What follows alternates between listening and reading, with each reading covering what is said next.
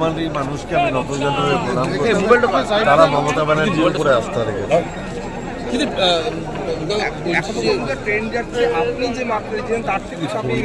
স্বাভাবিক, এটা তো আমার গর্বের বিষয় যে সারা পশ্চিমবাংলা জুড়ে মমতা ব্যানার্জির ঝড় যে বইছে, এটা তার প্রমাণ।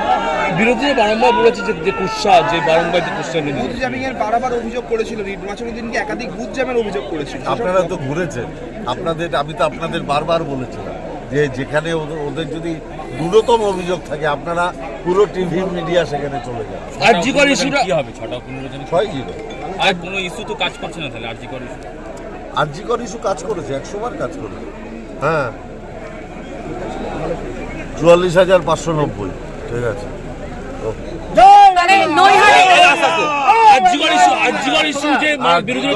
অতি অবশ্য কাজ করেছে।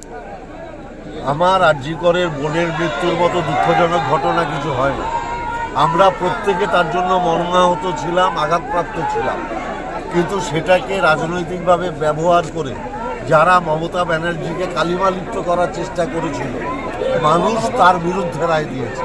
মানুষ উপলব্ধি করেছে যে এই ঘটনায় মমতা ব্যানার্জিকে ইচ্ছাকৃতভাবে 2-3টে সুনির্দিষ্ট চ্যানেল কালিমালিপ্ত করার চেষ্টা করেছে বিজেপির পয়সার বিনিময়ে।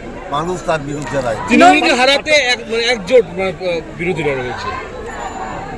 বিরোধী তো কই? বিরোধী তো আমি দেখছি না। এখন মমতা ব্যানার্জি বিরোধিতা করছে বিজেপির আশ্রয়ভুক্ত 2-3টে সুনির্দিষ্ট টিভি চ্যানেল। জামানত জব্দ হয়েছে বিরোধীদের নৈহাটিতে। বিজেপি প্রার্থী সকালবেলা বলেছেন যে ভেতরে কাউন্টিং সেন্টারের ভেতরে যেভাবে তৃণমূল কংগ্রেসের যারা কাউন্টিং এর লোক রয়েছে তারা যেভাবে জমায়েত করেছে, বিজেপিকে বসতে দেওয়া হচ্ছে না।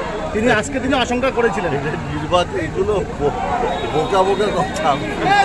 এখন কত লিড আছে? 44,000 ক্রস করে গেছে। বিরোধীরা কি অবস্থায় আছে? বিরোধীদের কি অবস্থা আছে? জামানত জব্দ হবে কি? আমি বলতে পারবো না, মানুষ ঠিক করবে।